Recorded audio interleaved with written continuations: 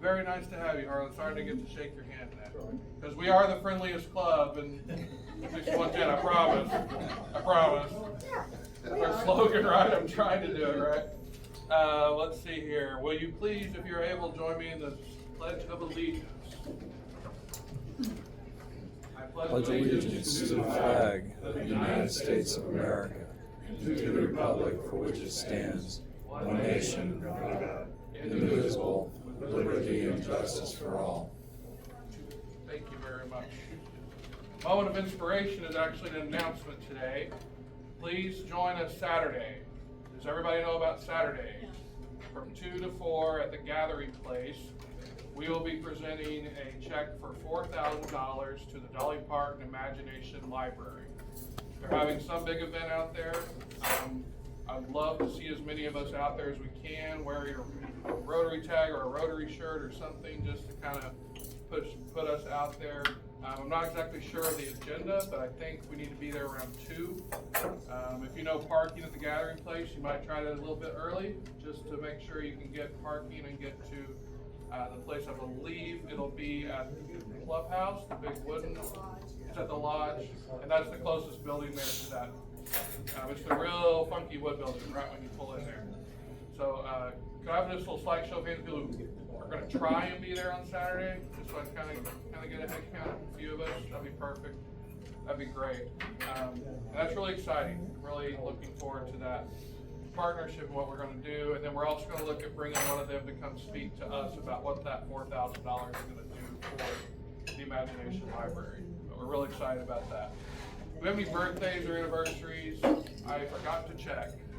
This is our week of the anniversary of the charter of Rotary Club at Tulsa Will Rogers, dating from 17 January 1951. 1951. Oh, so this is our anniversary. Who can do the math on that? What year is that? That would be Who's doing the math? 51 to 25. 74. 74? 74 anniversary. Wow, okay. That's awesome. Pretty neat. Thank you for keeping up with that. Anyone else have any other announcements or anything going on that we need to share with the group?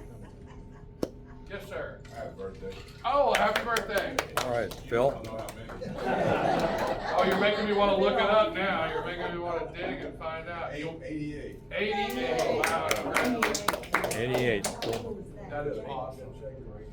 All right, well, I will get into our program then. We have Rob here. He serves as the Green Country's Habitat Vice President of Development, where he leads the development efforts including fundraising, event management, and donor relations. A Tulsa native, some of you already know Rob, benefits from the diverse experience in nonprofit fundraising, sales, professional sports, event management, and marketing. So in other words, he wears a lot of hats. Rob has played an integral role in his number of transformational civic projects, including the Oklahoma Center for Nonprofits, $10.5 million capital campaign, the Tulsa Drillers, 2010 move to the One Oak Field, which we used to meet at One Oak. Does anyone remember how long we've been meeting here? Or when we stopped meeting there? 3 or 4 years? Okay, so not as far back as I thought. He helped with that and led the fundraising efforts for the USA BMX headquarters in the iconic Greenwood Cultural District. Rob holds an undergraduate degree from Trinity University, San Antonio, an MBA from the University of Dallas and Irving. Rob and his wife, Carrie, returned to Tulsa in 2008, where they raised their 2 daughters, Emma, who's a junior at OSU, is that right? Yep. And Ansley, a freshman at the University of Tennessee. So Yep. Please give a friendly warm welcome to Rob. Thank you.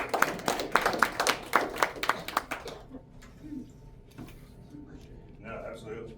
Well, thanks for having me. I don't know where to go because my computer's There you go, right around there. Actually, if you want me to run your slideshow, I can. Okay, yeah, sure. We do that for you. You want to get a chair because you're going to be standing. Yeah, I'll grab it. All right. Well, here, I'll get up. All right. Thanks for having me. It's good seeing some old friends for sure from driller days and whatnot. And yes, I'm full circle here because Mike McClendon, I think was his name, he approached us about hosting Will Rogers Rotary at the ballpark when I was working for the Drillers. Reason I came to Tulsa in 2008, and so now I'm a member of Downtown Rotary, so you guys are definitely friendlier than they are. Don't tell them I said that. We got you on camera. Yeah, right, exactly. Yeah, this is bad, by the way. This is bad. Here, let me hide behind this. But no, it's a pleasure to be with you. Just want to talk a little bit about what we do at Green Country Habitat. So, as Stan reminded me, and because I wasn't thinking about it, you know, while he wasn't the founder of Habitat, we just lost Jimmy Carter here about 2 weeks ago, and there was no person more responsible for elevating the work of Habitat for Humanity than Jimmy Carter and Rosalind. Today, we still do a Jimmy and Rosalind Carter work project. So this year it will be in Atlanta in the fall. We were in the running for that a few years ago, so it's a really big deal to get that, and all the eyes of corporate partnerships and Habitat are on you when you're doing that. So hopefully we'll have a chance at that again. But no, we're eternally grateful to President Carter and all the work that he did to elevate us. And I think if I can remember the numbers, in his time with Habitat, he participated with 110,000 volunteers, 4,400 homes. There's another number I can't remember, but you know, a great humanitarian and certainly a leader here. So yeah, we can go on. So, what is it that Habitat does? Well, your traditional Habitat uses volunteers to build homes. They build one home at a time because they have to fundraise for that home and before they can build it. And we have broken those rules a little bit, and we've moved on to doing things a little bit differently. So we started playing around with the idea of using professional contractors here. If you can go back one slide, sorry. Using professional contractors to build our homes, and then COVID happened. And we couldn't use volunteers on the Habitat side. Corporations were all at home. And so that just fast forwarded our idea, and we've stuck with it ever since. So today, we reallocate our volunteer hours to a couple of different ways. So we offer opportunities for volunteers. So your group can come out and do a wall build in our wall shop. So in our warehouse at 13th and Sheridan, where our headquarters is, you can come on a Wednesday, second Wednesday of the month, in 4 hours and build all the walls to a home. You could also volunteer at our restores. So we have 4 restore locations around Tulsa. Used to have 5. Any Jinx people here? Okay, awesome. So we exited the Jinx store and are looking to open a donation-only store in Jinx. We didn't get a lot of foot traffic shoppers, but we got a lot of great donations out of Jinx. So we're going to open a donation-only store there and add a 5th store somewhere here soon. But so you can volunteer at our restores. And then for some of our home sponsors, mostly corporations, a lot of faith-based organizations as well, they can sponsor a home, and then they have the ability to do a wall raising. So you can go out, raise all the walls to the home, put them in place, and then our contractors take over. So we still use volunteers. It's just not as many hours as we used to. So okay, next slide. So how has our approach changed? So again, the professional contractor piece I already talked to, which you can imagine it being faster than Tom and I building a home to use professional contractors who know what they're doing, but it's also cheaper because we don't have to go back over the top and fix all the mistakes that Tom and I have done, or have made. So we've stuck with that. We've also realized that, hey, banks have more money than Habitat. So we've created, I think we have 10 now, what we call our Neighborhood Loan Alliance. So these are local banks, usually smaller regional banks, but they partner with us to offer our homeowners mortgages at a sub-market rate. So we used to, in the traditional Habitat model, Habitat would be the bank, you'd offer a 0% loan for 30 years.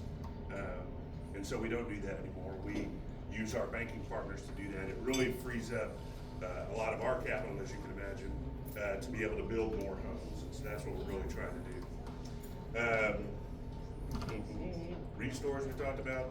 So the big piece of the restore for us is that it allows us to cover our overhead. So when you donate to Habitat, you're not paying my salary. So our restores cover about 80 to 85% of our overhead every year. And we've grown to be, in 2015, we were about an $8 million organization. Now we're $32 million. So we've certainly grown, we've added staff, but we still are a very bare bones organization. compared to, let's say, like Austin Habitat. So Austin Habitat builds about 20 to 30 homes a year. They have 120 employees. We have 30 full-time admin, and then with our restores, we have about 40 more. So we're in that 70 to 80 person range in terms of employees. And just for perspective's sake, we built 76 homes last year. So we're, with this new model, it's working. The other piece to this is this down payment assistance. And I was telling Evan, that's really the magic to our program. So all habitats use down payment assistance. So Tom's a client of ours, he comes to us and he's like, all right, I qualify for a $200,000 home, but he can only afford a $150,000 mortgage. So we offer down payment assistance of $50,000, and that comes from individual donors, corporate donors, home HUD money through the city of Tulsa and home funds. We just got a big grant from the Federal Home Loan Bank out of Topeka that we use for that. So that we layer those sources on. Sometimes if you're a member of a tribe, you can have money from the tribes as well. Sometimes banks offer a little bit of down payment assistance. But the beauty of our program is that after 5 years, that $50,000 Tom needed to get into his home is forgiven. And it becomes instant equity for Tom and his family. So we're creating opportunities for economic mobility, generating wealth for these families where they haven't had that opportunity in the past, okay? So who qualifies? So, and this brings us to our other company. So Green Country Habitat for Humanity serves low to moderate income families in the 30 to 80% of the AMI. So the average median income for a family of 4 in Tulsa right now is right at $86,600. And it's different for every community, as you can imagine. It's gonna be different here than it is, in California or in Denver. So if you look up here for a family of 4 at the top, the most that they can make is $69,000. The least that they can make is $43,000 to qualify for that family of 4. So it's all done based on your household size. But then a few years ago, I guess it was 2018, the Zero Family Foundation came to us and we started Boomtown Development Company. So Boomtown allows us to serve another part of the community, and that is the workforce housing community. So that's anyone that makes 80 to 120% of the area median income. So that's why when you look up here, if you can see those numbers, they're a lot larger because they can go above. The other beautiful thing about Boomtown is we can build anywhere. We don't have to stick to our footprint. We have a 5-county footprint right now: Tulsa, Creek, Rogers, I should know all this, Osage, and maybe it's Mays. I can't remember. No, we took out Mays recently. But we have a 5-county footprint that Habitat can build in, but Boomtown can go outside of that. So you'll see a lot of our properties, the Boomtown is on the sign, Habitat's on the sign, but it's really the same company. Everyone comes through the same door, just some people qualify at different levels. And so when we look at some of the developments that we're doing now, you'll see how that works. So we end up building more than not mixed income communities. They have both Habitat customers and Boomtown customers in it. So, okay, so who qualifies for all this stuff? And unfortunately, this is really small, but if you can read this, all of the people on this list, all of the occupations on this list will qualify for either a Habitat or a Boomtown home, according to our qualifications this year. So it's got Walmart stocker, warehouse worker, zoo worker, radiologist and technologist, independent medical courier, Uber Eats delivery driver. So these are not, the big perception about Habitat is that you're giving away homes, these are criminals, these folks are right off the street, right? That is nothing could be further from the truth. These are hardworking individuals that quite frankly have just been priced out of the market. So in Tulsa, we are really the niche that we fill, we're really the only single family home or starter home builder in the community. So Roush, Capital, Executive, all great companies, but where are they making their money, right? In the suburbs. I'd rather make 20% on $400,000 than on a $150,000, $200,000 home. So we've really slotted in there. We're Tulsa's #1 builder by permit, Tulsa County. We're also the 5th largest Habitat in the country out of more than 900 affiliates in terms of home production. That's 76 homes this year, jumped us up into that top 5. And we have plans this year in 2025 calendar to do 90 homes. So and we really feel like our CEO says it all the time that we could do 200 to 300 homes a year if we had some of the things that we needed, and I'll talk about that in a sec. So anyway, so that's who our clientele is. These slides, again, hard to read, but really, as I was telling Evan, we have a very rigorous process for qualifying for our program. So when someone comes off the street, then the first thing they have to do is attend to orientation. So it's an hour-long orientation, just goes through everything. We try to lay it out very clean. Hey, this could be the best decision you ever make, or it could be the worst, right? And here's all the things, and they go through slides like this. You can go to the next one if you want. But what I was telling Evan is that when people come in for the application or the orientation, then they apply, they have to check a lot of boxes, and sometimes a few of those boxes they don't qualify at. So let's say their credit score is just too low to qualify for a loan with one of our partner banks. We have a HUD counseling team. We're the only HUD counselor left in Tulsa. We have a 5-person home services team. 3 of them are HUD certified counselors. And so we will work with that family or that person or that couple to get their credit score righted so that then they can enter into our program and go through that. And then so once you've gone to orientation, applied, been accepted, then you start the work of going through about 30 hours of homeowner education classes. So we do a lot of that with our partner banks, but we teach a lot of those. And then you also have to do 30 hours of sweat equity. So there are habitats out there, and that sweat equity for us used to be building your home. Now it's at the restore. So very easy lift. You can do it on the weekends, a couple through weekends, and you're taking care of that. There are habitats out there that require 300 and 400 hours of sweat equity. Well, 75% of our clients are single mom families. So you think about that, right? Single mom, 2 kids, and when are you going to do 300 hours of sweat equity? So from an equitable standpoint, from an equity standpoint, we're really, we feel like we've got it down at the right number. So anyway, all right. So where do we build?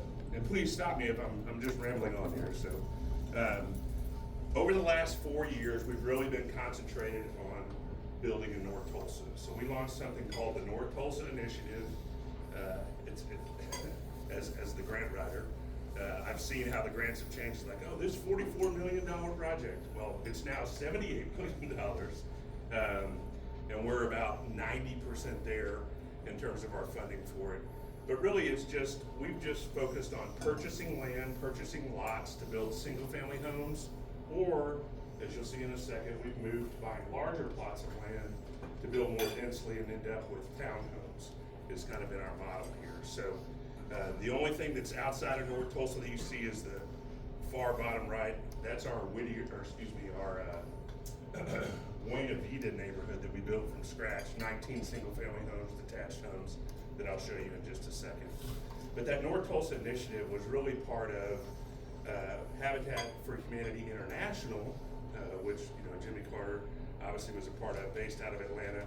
They have an Advancing Black Homeownership program. It's an advocacy piece for legislation, but it's all about wealth creation, putting Black families in homes, and really we've been able to do that through building in North Tulsa. However, we still see a very diverse group of folks: Hispanics, Asian, obviously white people as well. But then we have the majority of our homeowner clients are African Americans. So now we'll get into some of our properties. So our Whittier townhomes, we just dedicated this property.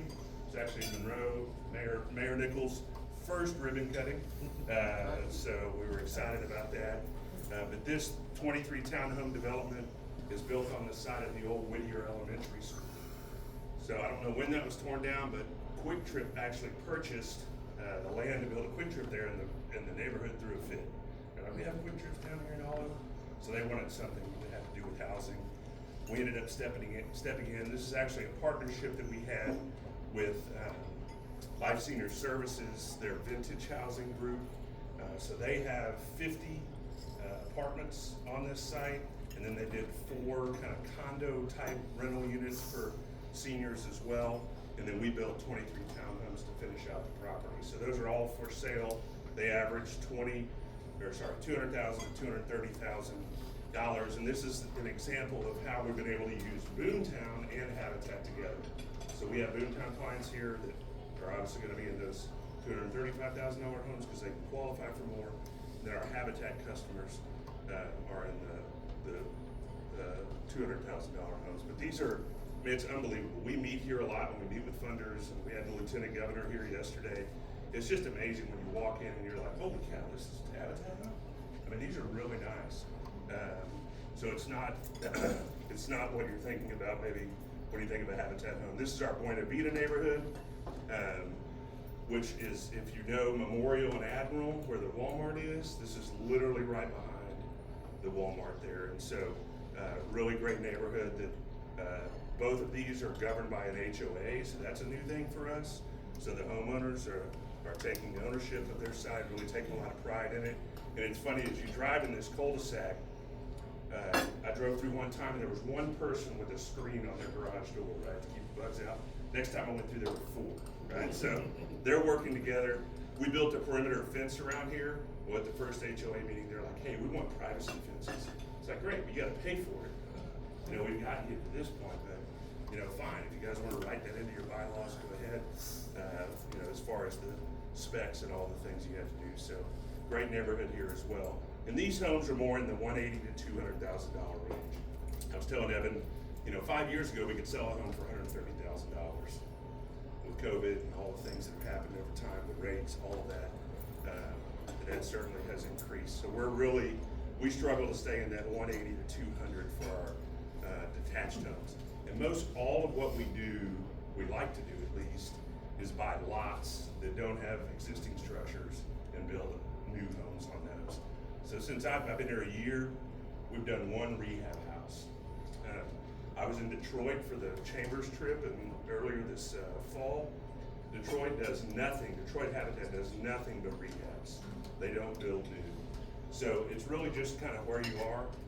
But even lots have gone from being $10,000 to now more in that $15,000 to $20,000 range. So prices have gone up everywhere, and we're value engineering the heck out of this stuff to stay where we can. Okay, next slide. I think it's Black Wall Street. So probably our highest profile project, and the one that's closest to downtown, is literally just up Martin Luther King at Reading. So this is just north of Pine. This will be a 25 townhome development. Will look a lot like Whittier townhomes, except we're going a step further, and we partnered with Reed I can never remember the name of this company. This literally happens every day. But we've partnered with, I think it's Reed Enterprises, a for-profit developer. They're gonna build 8 of the homes, and then we'll have Boomtown and Habitat. So we'll have market rate homes, workforce homes, and then Habitat homes, or the low to moderate income homes. So we're truly gonna have a mixed income community. Really gonna be neat to see. We've already got people that are waiting on this. We should be sticks up here fairly soon. We started to lay some curb forms and things here recently. These photos are older. But we should have sticks up, and you guys can see this here when it comes. So, next one. What's next? So, while we still do infill lots and purchase those and build single family homes, we've really started over the last few years to buy larger parcels of land and build more densely. So that Buena Vita neighborhood is certainly an example, and you get even more dense when you go to the Whittier townhomes or Black Wall Street Square. So this is a project we are super excited about. And we're actually working with the city on a TIF district, us and a couple of other developers in the area that own property to help fund this. So this is what we're calling Utica Crossing. So it's literally, I don't know where's the outsider's house? What street's it on? You know? Yeah. So right up the street, like a block and a half. St. Louis? Maybe. Yeah. So a block and a half north of the outsider's house. That street dead ends into the southern part of this. And so, but it's at Utica and Latimer. Yeah, Utica and Latimer. So it's a 20-acre site. And this property alone will have almost 300 rooftops. So our North Tulsa initiative I mentioned to you earlier, we had a goal by 2026 to build 250 homes. So in one fell swoop, we'll be able to do that with this property. So 20 acres, it's been remediated. What we're waiting on right now, and one of the biggest challenges that we see when we go to build homes is the infrastructure piece. So this has a $9 million infrastructure bill ready to go. So in terms of sewers, water lines, all the different things you need, streets, all of that. When we build in North Tulsa, what we find is the infrastructure is either not there, or it's old, it's falling apart, or it's just not where it should be. So we ran in for Blackwall Street Square, we just completed $300,000 of infrastructure to move a water line out of a, believe it or not, a street water runoff. The water line was running right through the street water runoff piece, so we had to move that to get that to code. But anyway, so infrastructure is certainly one of our biggest challenges. The other two sites I mentioned, Broken Arrow, East Tulsa, maybe I was just talking to Evan about that. We have about a $4 million infrastructure piece to that. So who pays for the infrastructure? Is it the city well, or do you? generous donors like yourself, sir. No. What we're trying to do is work with the city and the state, quite frankly, while we're meeting with the Lieutenant Governor. And we're actually starting to see some housing bills that deal with infrastructure. If you've heard the Lieutenant Governor speak, he goes around all the time talking about Durant could be the gateway to Oklahoma.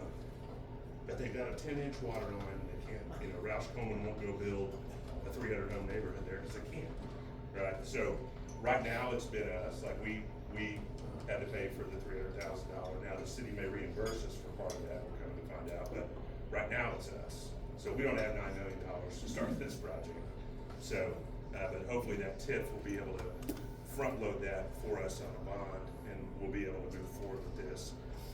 But now it's, it's any unrestricted funds that we have, we can use for that. But when you get into these larger projects like this, that require almost tens of millions, it really gets tougher. So the city recently has passed $75 million for housing, 15 of which will be for infrastructure. So we're hoping to realize some of that. We often get grants from the government, different things that we're able to use, or we just slow play it when we have the money we build. But yeah, we could already be working on this if we had that infrastructure money. And I think that's it. There may be one more picture of this, but this development is really going to be neat. So you can see in the big picture here on the far left of that, we have, and that 1.25, sorry, that's what we paid for the 20 acres. The project itself will be way more than that, as you can imagine from a $9 million infrastructure. But we're working with a federal program called Rails to Trails to take an old rail line there and turn it into a playground. We're going to have an amphitheater. There'll be kind of some Guthrie Green type space. This site has 26,000 square feet of retail, so that'll be a first for us. We've actually been talking with the Lubbock Taylor Foundation and Mother Road Market about this maybe being step 2 for those restaurants that move out of there, so they don't go down to Brookside thinking they've made it and then fail 6 months later when rent is insurmountable in terms of profits. So it's really, we'll have live work where you've got retail on the bottom, flats above. We'll have some multifamily in here. We've got a number of partnerships we're working with right now to work on the housing. So we'll develop about 40% of this 20 acres, and then we will sell off parcels of land, hoping to help promote small developers in North Tulsa, quite frankly. So folks that are trying to get in the game, they can't buy 20 sites of Capital Homes piece, but they can buy 1 or 2 places. We've already got it spec'd out. They have to build it to spec. So it's already been designed for them. We've taken care of all that. But now that they can come in and help launch their business and grow their business out of this. So we're really looking forward to this project getting off the ground. But probably, we might be able to start construction later this year. Anyway, so there's the. If you wouldn't mind staying back up here for a minute, this is for any questions. Yeah. Yeah. If you buy any, I know you try not to, you're doing the bigger projects now, but like sheriff sale, property. Absolutely. I mean, Yeah. just to get some So I didn't mention it, but we're actually, this answers the 5th county, Wagner County, there you go. So we're actually doing 11 homes in Wagner, some of which we bought from a sale like that. So we have a dedicated development person that works, not fundraising development, but that works on land development for us. So used to be a her, but now it's a he, and he is always out looking at different sites and different opportunities to purchase things. And quite frankly, we get a lot of calls. We do 2 affinity builds a year where we do the wall raising. We have a blitz build with Clark Howard in the spring. I don't know if some of you know Clark Howard, syndicated radio host. He's retired now, but has been with us since 2011 doing the blitz build. He sponsors a home every year. It's really an awesome story.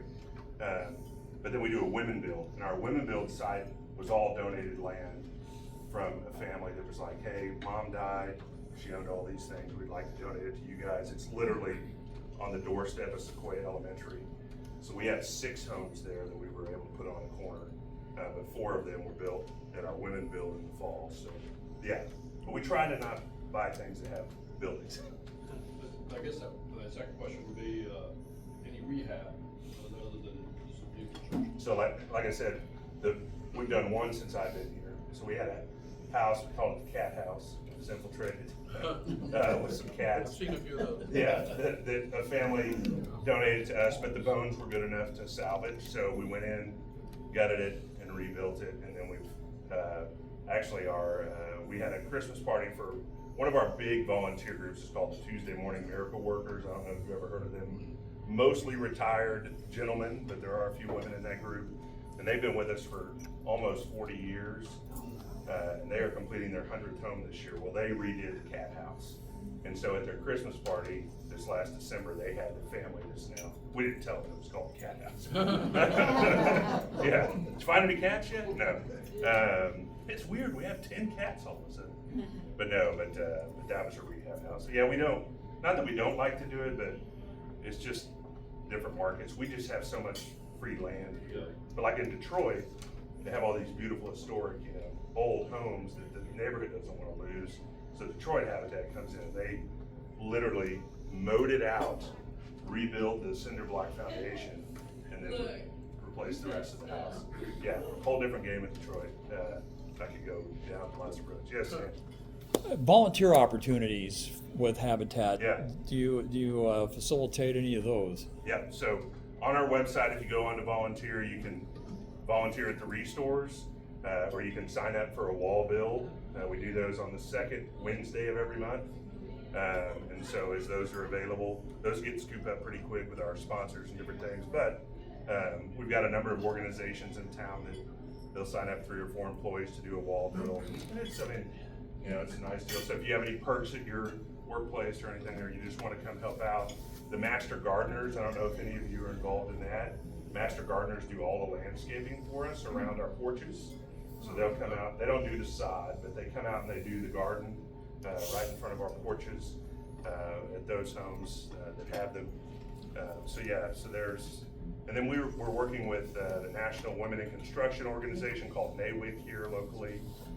They're gonna do a neighborhood cleanup. So that was something we kind of did that's different. So we've rented a dumpster and we've contacted the people where we built 6 homes in a neighborhood and have more lots that we're already building on. That, hey, we're gonna do a neighborhood cleanup, get all your trash out. So again, trying to be good stewards of the communities we're building in, so. Yes, sir. What kind of a waiting list do you have as far as demand versus availability? That's a great question. We do not right now. We're in a good spot. So, but this is, you've heard me talk about 3 major projects that are all stalled or have been stalled. Black Wall Street Square is finally back to working after a pole was removed. We have, one of the things I didn't mention, Boomtown can also do rental units, and so we have 2 rental units. So we have the Harvard Avenue apartments, which are gonna be, we'll build from scratch, will be 7 1-story rental units, 2 or 3 bedroom rental units. And then we have another 5 on right up the street from that at Gary or something. We have 5. So no, right now we're in a good mix, but as delays continue, the whole point of me telling you about that was that we could start to have a waiting list where we just don't have homes completed. But right now we're in pretty good shape. But there have been waiting lists in the past, for sure. It's been something we've been able to manage. Yes? Are any of your builds using 3D printing? So we are not, right now. So there was actually, the state, one of the senators' representatives did an interim study about 3D printing for buildings. It's really expensive, and the machines that Austin Habitat has done this. The machines that they use, the lots have to be so big, at least right now, the technology is such that the size of the machine doesn't allow you to build right next to each other. So the lots have to end up being bigger. So until that comes down, it may be something that we use in the future, but right now, no. But we have certainly experimented with homes. We have some Habitat homes that have this foam roof. Now, we don't do this anymore, but literally 2 people could lift this entire roof structure off. But what we found in an attempt to build something cheaper and more environmentally, efficient, we did these foam roof houses. But what we found is that what you have to build underneath it is so expensive that it took away all the advantages of it. So we are certainly up for playing around with those sorts of things. We just had a call last week from a developer that wants to, do a new idea for a home, and would we partner with it? And so we're listening. But yeah, sometimes it doesn't make sense. Yes. Me? Go ahead. I want you to mention something about your donations, because I didn't even know this until, Thank you. a few weeks ago.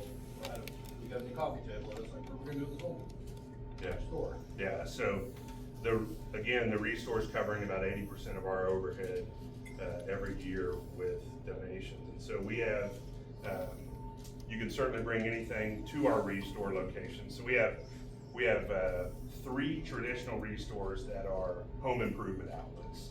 And then we have one of our Restores we call the Restore Rack, and it's a true thrift store. So it's 11th and Memorial. So my wife and I, same thing, brought a ton of clothes to the Restore Rack, brought some household items to our Restore, our main Restores at our location at 13th and Sheridan. But we have crews that will go out all over the city. You can schedule this, you were talking about this, that we call our deconstruction crews. So if you're redoing a kitchen, we will come in and take out your entire kitchen in a way that we can put it on our showroom floor and resell it. We have a cabinet shop. We're the only Habitat for Humanity in the country with a cabinet shop. Every cabinet that we build goes into our restores. It used to go into our homes. We were honestly losing too much money on that. So we put them into our restores. Now it's a huge thing. So we make about $50,000, I think it's every month. Our sales are $50,000 or higher every month on our cabinets alone, because contractors realize they can use these cabinets. They're better than Home Depot and Lowe's, and they're cheaper. I vouch for that. My son built a house and went to the restore and got his cabinets, and they were great Yeah. quality, half the price. Yeah, all wood. All wood. And our guys, they run 5 days a week, all the time. The miracle workers are a part of that crew. So What again, about, thank you for that. what about old appliances, major Well, appliances? as long as it's working, we will take it. And they'll turn you away. I mean, sometimes the folks in the warehouse don't even know who I am, so I'll go, "Oh, you guys take tile?" They're like, "No, not unless you have, 200 pieces." I'm like, "All right." But so they will turn you away. But we take appliances.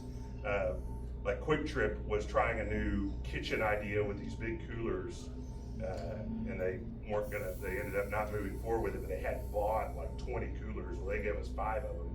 This is a brand new industrial sized cooler that we're able to sell for $5,000 a piece, which is still way cheaper than you can buy it, on the market. So, yeah, so that stuff's big for us.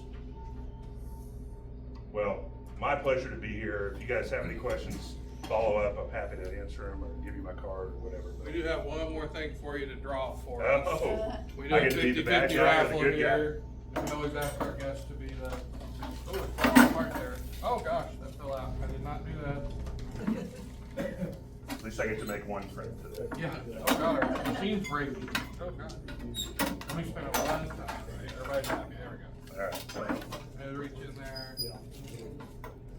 Last 3 numbers. And today's winner is 980. Ding, ding, ding. No claimers? 980. I'll keep it, nobody claims it. No, 980, nobody's got it? 980. That's probably you, Stan, it is. Oh my gosh, it's me. Pay it forward. Give it to Kim. Pay it forward. There you go. I'll put it in our account. Thanks. Well, guys, thank you so much for being here today. And we're giving you a little bit of extra time, and I'm honestly being a little selfish because I have another meeting I've got to rush on. But you guys are awesome, and I'm so glad you made it. And we look forward to seeing you on Saturday. I'm planning on getting there a little around 1:30, 1:45, just to kind of see where we're supposed to be. I'm pretty sure Susie's going to be there as well. And we'll present that check, so please come if you're able to that. We'll send out an email. Well, Susie said, okay, because Susie said last week at Rogers that we were presenting the check at 1:30, so that's not right. Oh, is it at 1:30? I could be wrong. Look for your email before you listen to me. We'll be sending one out today or tomorrow with the exact time. Okay. You know what? Now I think you're right. I think it was at I thought 1:30. she The said event's from 2 to 4. Presenting the check. We're presenting at 1:30. And we're manning one of the tables to Yes. sign kids up from 2 to 4. Yeah. Okay. Yes, Mark. Well, I'm sure all of you heard about the terrible fires in California. The Will Rogers Ranch house burned also, and the big old barn. There's a story on Channel 6 that ran last night with Jennifer Rogers Echeverry talking about how they saved a lot of the artwork, and boots, and rugs, and some bronze things. And they, several of the employees, volunteers, lost their homes too. So she's really had a hard time. You see the video, you see how puffy her eyes are. We're gonna remember them in our thoughts and prayers and everything moving Can I forward. make one Of course. comment about this?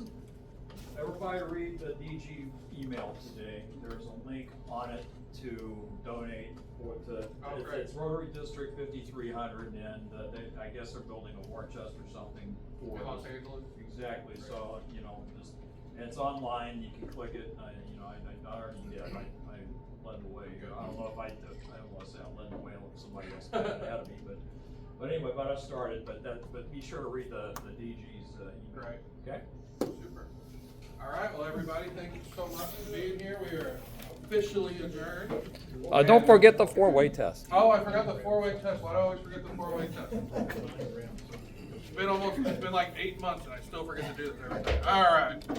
Will you join me, please? Is it the truth? Is it fair to all concerned? Will it build goodwill and better friendships? Will it be beneficial to all concerned? Will it be fun? Will anyone find out? Thank you guys so much for being here today. Yeah, thanks for coming. Ron, thank you very much. You bet. Thanks for the